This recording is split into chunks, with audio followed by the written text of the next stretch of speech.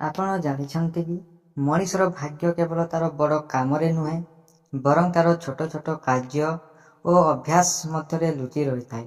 ସନାତନ ପରମ୍ପରାରେ କୁହାଯାଏ କିଛି କାମ ଏମିତି ଅଛି ଯାହା ମଣିଷର ମନ, କର୍ମ ଓ ଜୀବନ ଉପରେ ନକାରାତ୍ମକ ପ୍ରଭାବ ପକାଇପାରେ। ଗରୁଡ଼ ପୁରାଣରେ ମଧ୍ୟ ମଣିଷକୁ ଭଲ କର୍ମ, ସଂଯମ ଓ ଧର୍ମର ମାର୍ଗରେ ଚାଲିବା ପାଇଁ ଅନେକ ଶିକ୍ଷା ଦେଇଛି। ଆଜିର ଏହି ଭିଡ଼ିଓରେ ଆମେ ଜାଣିବା ସେହି 5ଟି କାମ ବିଷୟରେ ଯାହାକୁ ଛାଡ଼ିଦେଲେ ଜୀବନରେ ସକାରାତ୍ମକ ପରିବର୍ତ୍ତନ ଆସିପାରେ। ମାତାପିତାଙ୍କୁ ଅସମ୍ମାନ କରିବା। ସନାତନ ଧର୍ମରେ ମାତାପିତାଙ୍କୁ ଭଗବାନଙ୍କ ସମାନ ସମ୍ମାନ ଦିଆଯାଇଛି।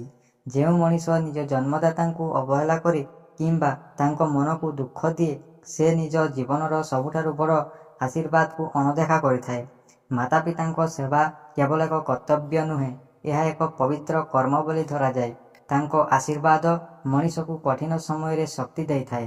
ଅନ୍ୟଙ୍କୁ ଠକିବା ଓ ଧୋକା ଦେବା। ଗରୁଡ଼ ପୁରାଣର ଶିକ୍ଷା ଅନୁସାରେ କର୍ମର ଫଳ ମଣିଷକୁ ନିଶ୍ଚୟ ମିଳେ। ଯେଉଁ ବ୍ୟକ୍ତି ନିଜ ସ୍ୱାର୍ଥ ପାଇଁ ଅନ୍ୟଙ୍କୁ ଠକେ ସେ ହୁଏତ କିଛି ସମୟ ପାଇଁ ସଫଳ ହୋଇପାରେ, କିନ୍ତୁ ତାର ଖରାପ କର୍ମର ପ୍ରଭାବ ଦେଖାଯାଇପାରେ। ସତ୍ୟ, ଇମାନଦାରୀ ଓ ନ୍ୟାୟର ପଥରେ ଚାଲିବାକୁ ସଦା ଶ୍ରେଷ୍ଠ ମାର୍ଗ ବୋଲି କୁହାଯାଇଛି। କ୍ରୋଧରେ ଭୁଲ ନିଷ୍ପତ୍ତି ନେବା। କ୍ରୋଧ ମଣିଷର ସବୁଠାରୁ ବଡ଼ ଶତ୍ରୁ ବୋଲି ଅନେକ ଧାର୍ମିକ ଗ୍ରନ୍ଥରେ କୁହାଯାଇଛି। କ୍ରୋଧ ସମୟରେ ମଣିଷ ନିଜ ବିବେକ ହରାଇ ଏମିତି କଥା କିମ୍ବା କାମ କରିଦିଏ ଯାହା ପରେ ଅନୁତାପର କାରଣ ହୋଇଥାଏ। ତେଣୁ କଠିନ ପରିସ୍ଥିତିରେ ଧୈର୍ଯ୍ୟ ରଖିବା ଓ ଶାନ୍ତ ମନରେ ନିଷ୍ପତ୍ତି ନେବା ହିଁ ବୁଦ୍ଧିମାନ ମଣିଷର ପରିଚୟ। ଅହଙ୍କାର କରିବା। ଧନ, ଜ୍ଞାନ, ଶକ୍ତି କିମ୍ବା ପଦର ଅହଙ୍କାର ମଣିଷକୁ ଧୀରେ ଧୀରେ ଭୁଲ ରାସ୍ତାକୁ ନେଇଯାଏ।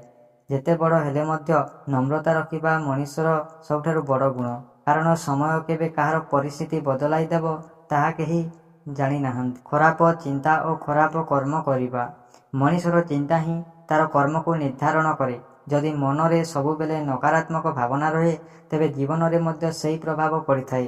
ସେଥିପାଇଁ ଦୟା, ସତ୍ୟ, ସେବା ଓ ଭଲ ଚିନ୍ତାକୁ ଜୀବନର ଅଂଶ କରିବାକୁ ଧାର୍ମିକ ଶିକ୍ଷାରେ କୁହାଯାଇଛି। ଜୀବନରେ ଧନ ସମ୍ପତ୍ତି ଠାରୁ ଅଧିକ ମୂଲ୍ୟବାନ ହେଉଛି ଭଲ ଚରିତ୍ର ଓ ଭଲ କର୍ମ।